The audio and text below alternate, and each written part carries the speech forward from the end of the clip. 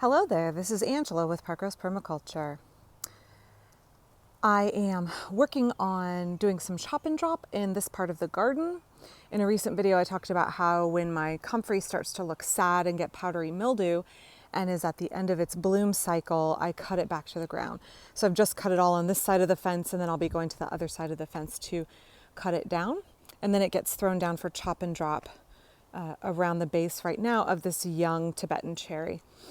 And the comfrey on the other side of the fence will get put around my pumpkins and tomatoes. So the comfrey will regenerate and bloom again later in the season. Great mulch plant. So while I'm down here and the ducks are hanging out with me, I wanted to make a video about mint. So I've gotten a lot of questions about how I grow my mint in the ground without it getting completely out of control. I have 8 different kinds of mint, which I started growing because my eldest child wanted to collect mint varieties. And it turns out actually my second child really likes to make tea out of them. So I'm constantly collecting kinds of mint.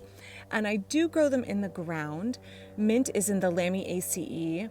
And unlike other plants in this family like lavender, which I have a video about here, or Melissa, called lemon balm, which I have a video about here, mint spreads by runners. And so when you put it in the ground, it goes everywhere and forms a clump, basically of a clonal clump of plants. And it'll just keep spreading. And that can be a problem. It can take over your garden if you're not careful. So let's talk about how I control it, and also just some characteristics about growing different kinds of mint in general. And then I'm going to stop the video and I'm going to show you what it looks like after I am done cleaning up this bed. So this is just one bed. This is Swiss mint, which is a mint we have a broody chicken in the background, so sorry if she's a little loud. It is a mint that gets about 3.5 or 4 feet tall and has a luscious cascade of purpley gray flowers that the bees love. So I do let my mint flower. I don't let it go to seed. When you grow mint in a pot, it tends to have problems.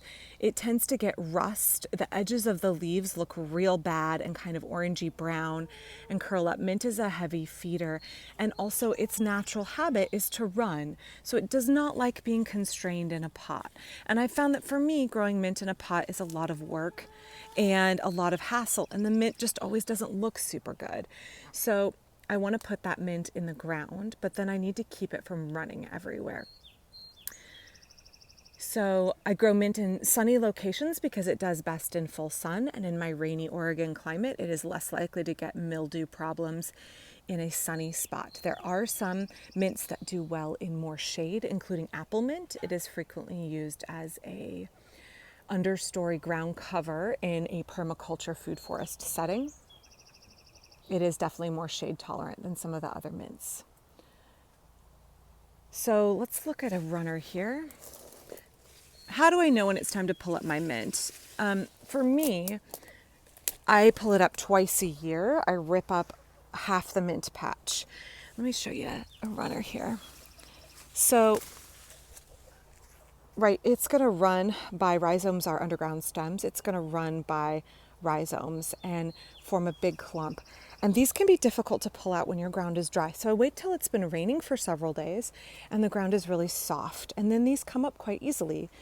So the stems can be brittle, so I want to grab down low and I'll just rip it up, and then it stays contained. If you rip up 50% of the patch twice a year, your mint patch won't get out of control. So I'm going to pause this video. You can see my mint patch right now here for this one variety of mint is about 5 foot by 8 foot. And you can see I have young female sea berries in between. These are the ground cover for my sea berries while they're little. Big male is right here. You can look at my food forest tour where I talk about growing sea berries here and some of the problems I've had as to why these females are so little. But let me pause this video. I will rip up half this mint and I'll be back to show you what it looks like when I'm done. Okay, welcome back. It's been about 30 minutes, although I have been doing more than just weeding in this mint patch. I've also been chop and dropping other things into the path. So I would say I spent about 20 minutes total on this bed. So let me stand up and show you what it looks like now. Keep in mind, it's been raining very heavily for several days.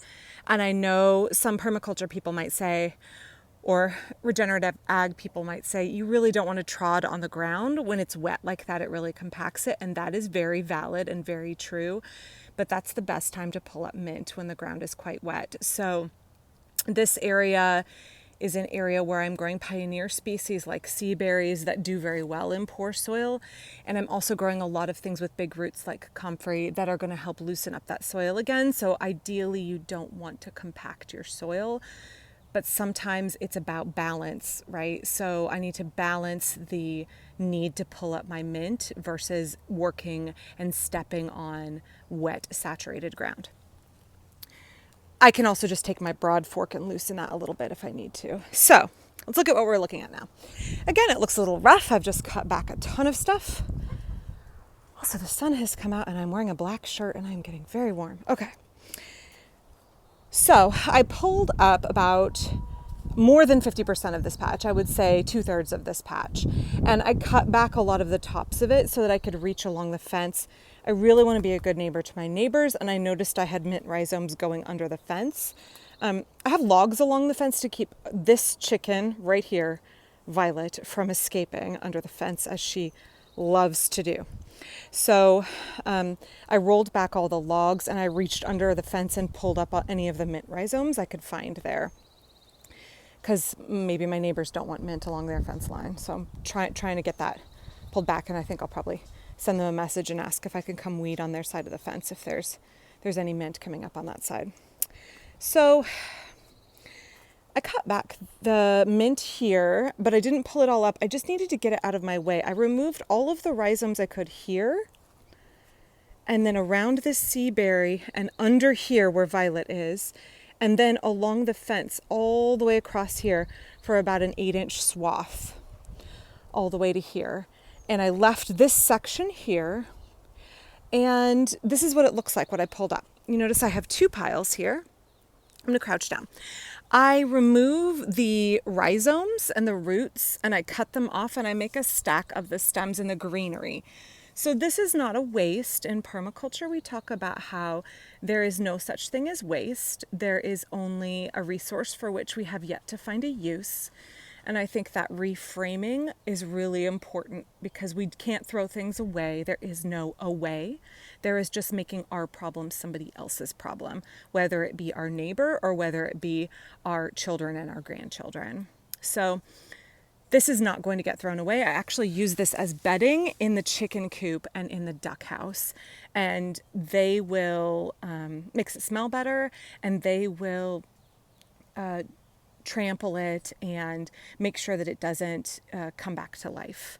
So I know I spoke about this in an earlier video. Mint is considered a rodent deterrent, but I have seen rats and mice happily digging tunnels or frolicking in mint patches. I think they don't enjoy the smell, but it is not a force field around your chicken coop. But it is something that makes your chicken coop smell nicer, and it's a way to use up a waste resource.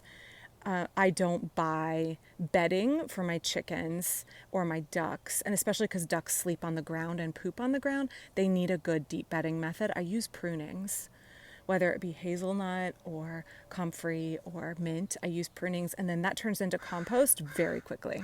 Okay, so that's what I do with those. Then here's the rhizomes. So let's take a good look at them. So again, rhizomes are underground stems. When I am weeding, I wear gloves because this will tear my hands up. The rhizomes for mint, here's the top of the mint here, they can start about an inch under the soil. So I'm using my hands and I'm going underneath and I'm catching those rhizomes and I'm pulling them up. And inevitably, they are brittle, so you can miss a little piece like this and a whole new mint plant will grow back. And that's one of the downsides of growing mint in the ground, is that once you plant it, it's like horseradish or comfrey. It's hard to ever get rid of all of it, but it is possible to control it. So if you grow it in the ground, you want to make sure you put it where you want it, because it's very difficult to eradicate. Now, These, what do I do with these? So I am fortunate enough to live in a municipality with yard waste, debris, composting, and it is hot industrial compost, and it can break down these rhizomes into compost. If I were to put them in a cold compost, they would just make a whole lot of new mint plants. Options if you don't have a setting where you can ship off your municipality for hot compost, or you don't run a hot compost, you can put them in your worm bin in small quantities. And also you can plastic bag them, sort of like making leaf mold. You can bag them and leave them until they're really broken down, and then you can put them in your compost until like they're real slimy and gross. So let's say you have mint and you've done this and it comes back really readily. Like I said, this is not a one and done job. You need to do this twice a year to control your mint patch. Remove at least 50% of the patch. For me, that means 20 minutes on this patch. This is my largest patch of mint because Swiss mint is very aggressive. In a second, I'm going to show you some of my other mints that are less aggressive. They don't take nearly as much work. But I found this produces a really healthy mint that is a really good ground cover, and it keeps it controlled the way I want it so that I can use it on my property. So let me take a break here, and I'm going to run to another part of the garden and show you some of my other mints. All right, I am down in a different part of the garden to show you a different mint. I am a little out of breath. I've been pruning in the orchard. So you can see all the chop and drop here. I have been taking back the Desert King fig and also taking back the water sprouts on my Cox's orange pippin. So we're here with a Liberty apple tree, and underneath there is a mint ground cover, which is this mint here, which is a Persian mint. It was given to me by a friend many, many years ago.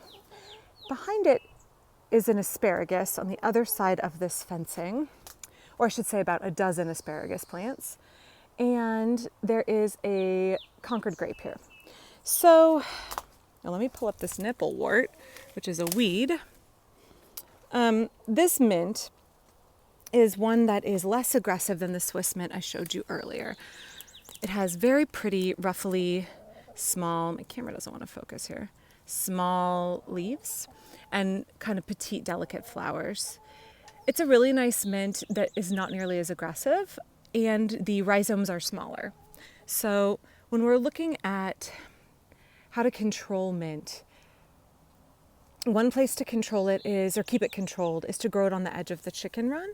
You can see here it doesn't really spread into the chicken run any farther than that because the chickens just peck and scratch it. They don't really eat it, but they damage it enough that it doesn't spread into here.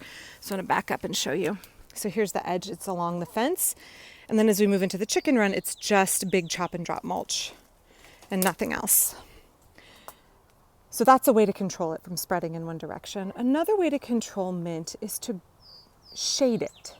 So besides apple mint, a lot of mints are not very shade tolerant and particularly don't do well in full shade.